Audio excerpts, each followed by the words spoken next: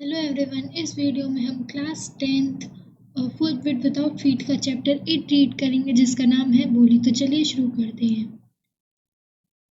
Her name was Shulika, but since her childhood everyone had been calling her Bholi. The slipped on. She was a fourth daughter of Nubharda Ramlal. When she was 10 months old, she had fallen off the coat of her head and perhaps it had damaged some part of her brain. That was why she remained a backward child, came out to be known as Boli, the simpleton at birth.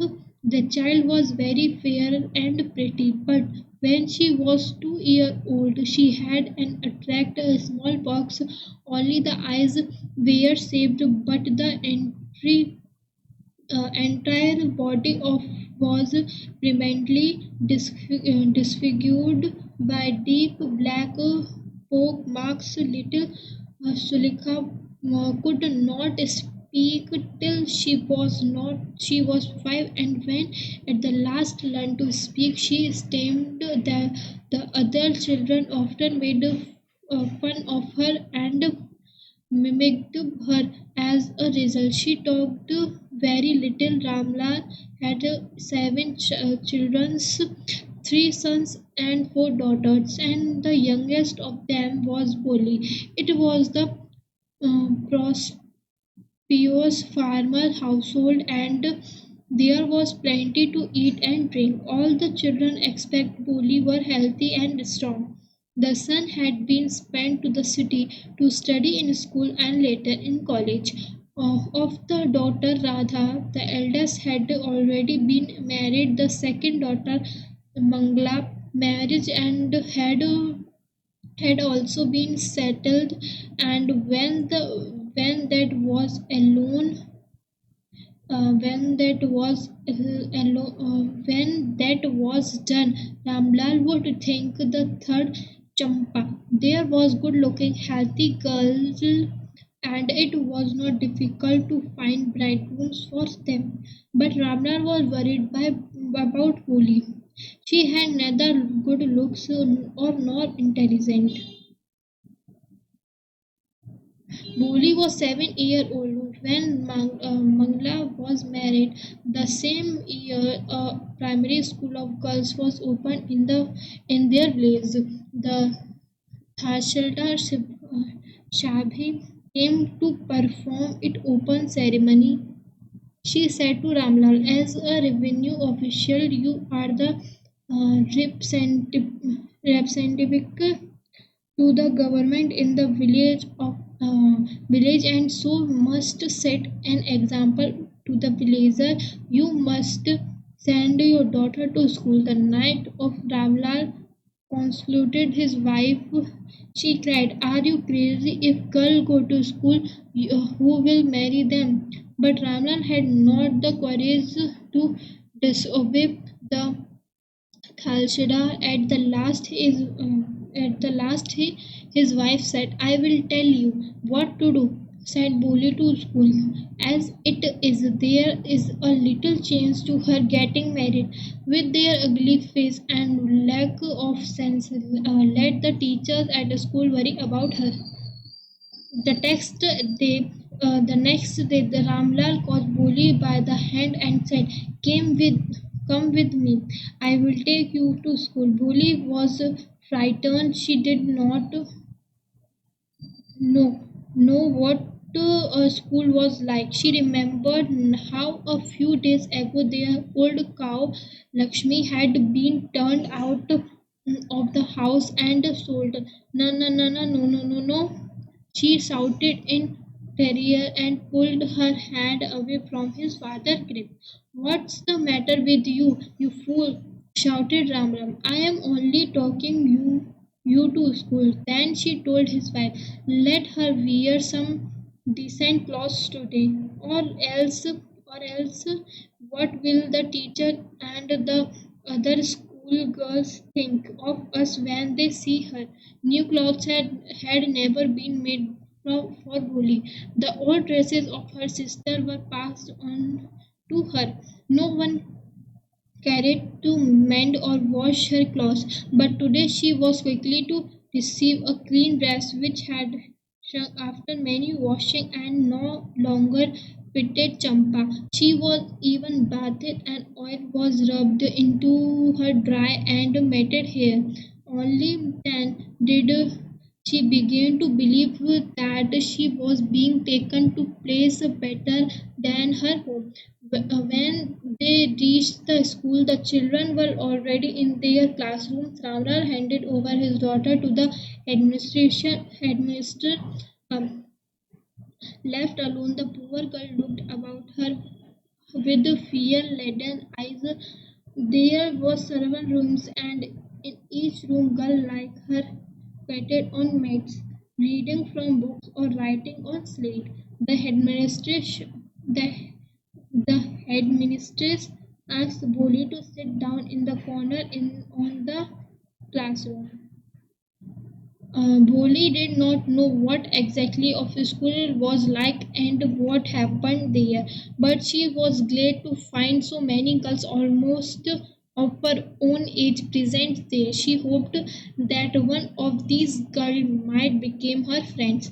The lady teacher who was in the class was saying something to the girls, but Bholi could understand nothing. She looked at the pictures on the wall, the colors fantastic. The horse was brown, just like the horse on which the Seashelder had come to the visit her village. The goat was black, like the goat there on of their neighbor. The parrot was green like the parrot she had seen in the mango orchard or had the crow was just like their Lakshmi. And suddenly Boli noticed that the teacher was standing by her side, smiling at her. What's your name, little one? Boo boo boo. She could stammer on the further than that. Then she began to cry and tears followed from her eyes in a helpless flood. She kept her head down as she sat in her corner, and daring to look up at the girl who she knew were still laughing at her. When the school bell rang, all the girls shook her out of the classroom, but Polly dared not leave her corner. Her head still lowered. Her cap was on a sobbing Polly. The teacher was so soft and smoothing. In all her life, she had never been called like that. It touched her heart.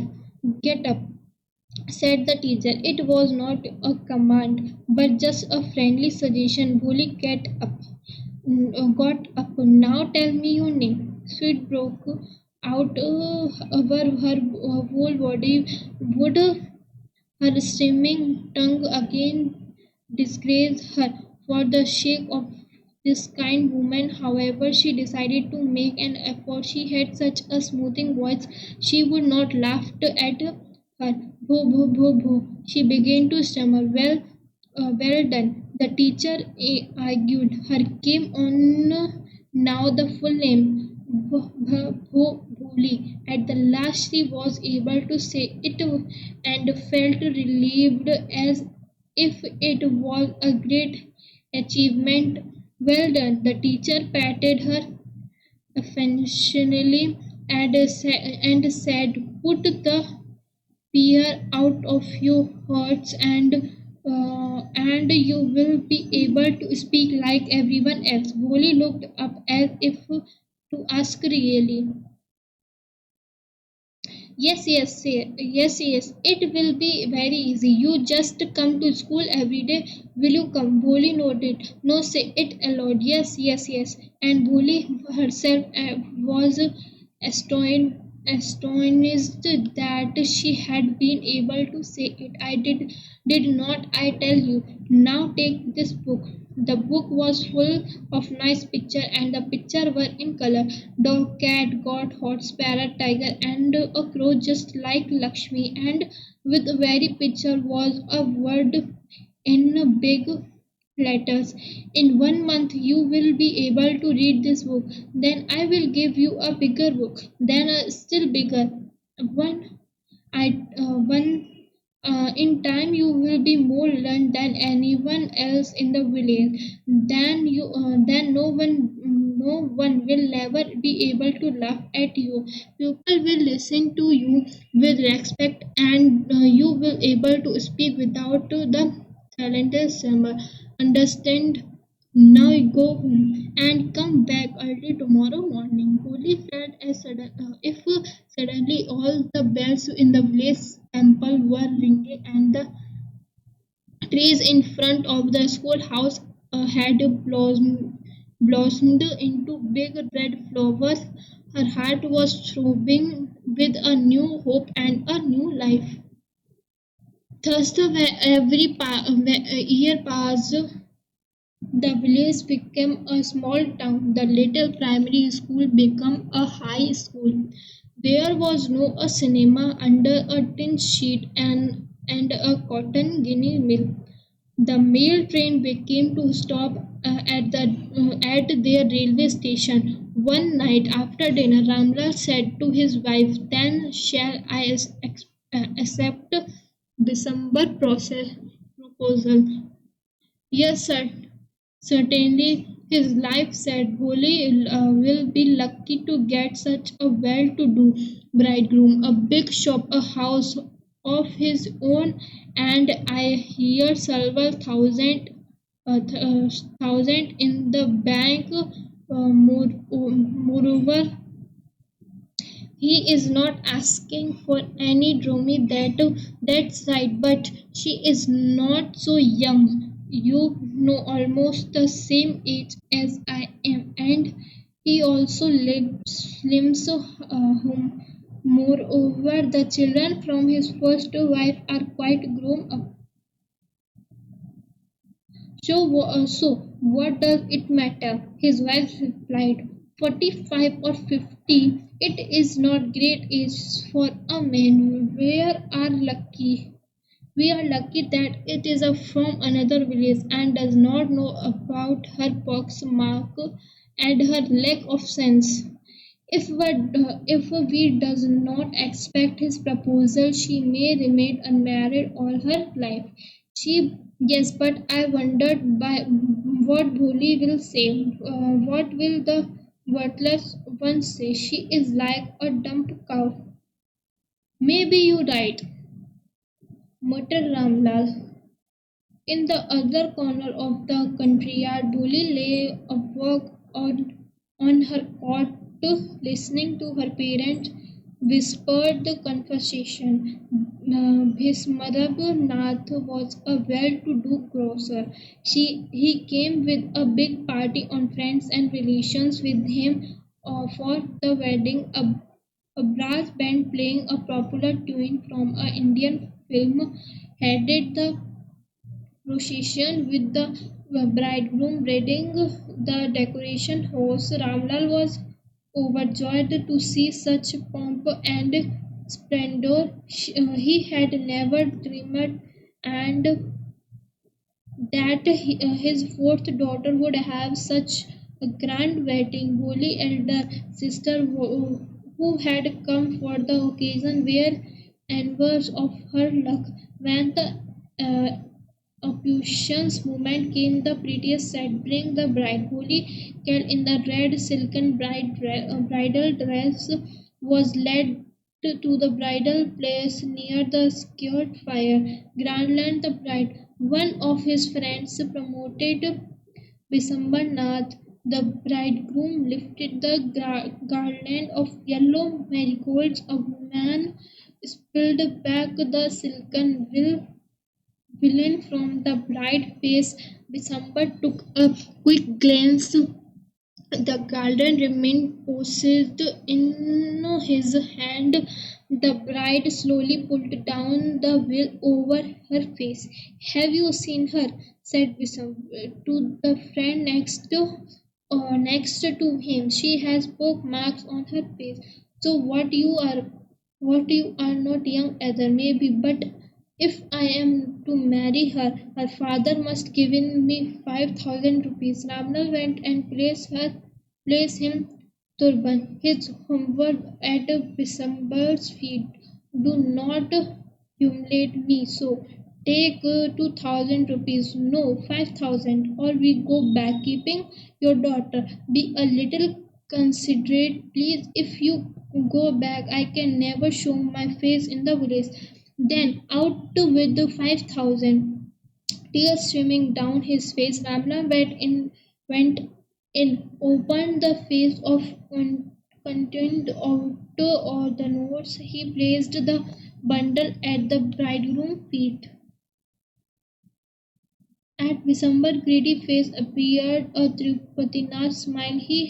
She had claimed and won. Give me the garlands and mused. Once again the valley was slipped back from the bright face, but this time her eyes were not downcast. She was looking up, looking straight, and her at her prospective husband, and in her eyes there was neither anger nor hate, nor only cold contentment.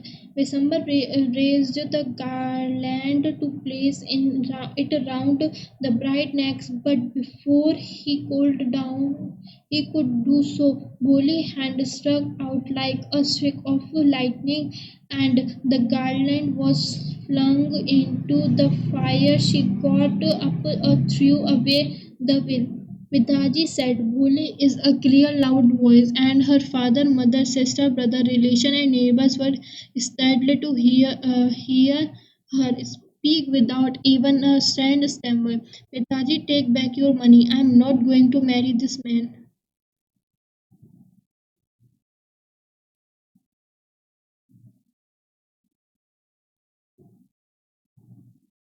Ramlal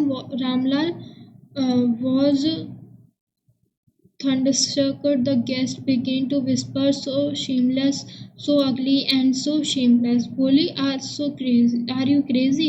shouted Ravana. "You want to disgrace your family. You have some regard for your izzat, for our izzat. For the sake of your izzat," said Boli, "if you was willing to marry this lame old man, but I will not have such mean, greedy and contemptible crowd as my husband. I would not. What a shameless girl.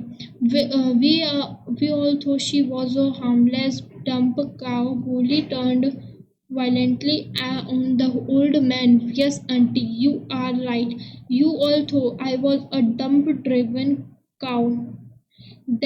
That's why you wanted to hand me over to this heartless creatures. But now the dumb cow is screaming fool is speaking. Do you want to hear more? Bismarnath, the grocer, started to back with his party. The confused bandsman through this was the end of the ceremony and struck a closing song. Ramlam stood rooted on the ground. She had bowed low with the weight of grief and shame.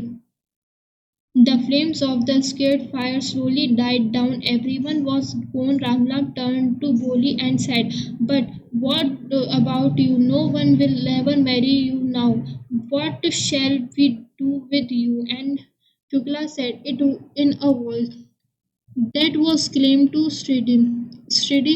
Don't you worry, Pitaji. If your old age, I will serve you and mother, and I will teach in the same school where I learned so much. Is not that right, ma'am?" The teacher had all along stood in corner watching the drama. "Yes, Polly, of course," she replied, and in her smiling eyes was the light of deep satisfic- uh, satisfaction. Then that an artist feel when completing the completion of her masterpiece. Thank you.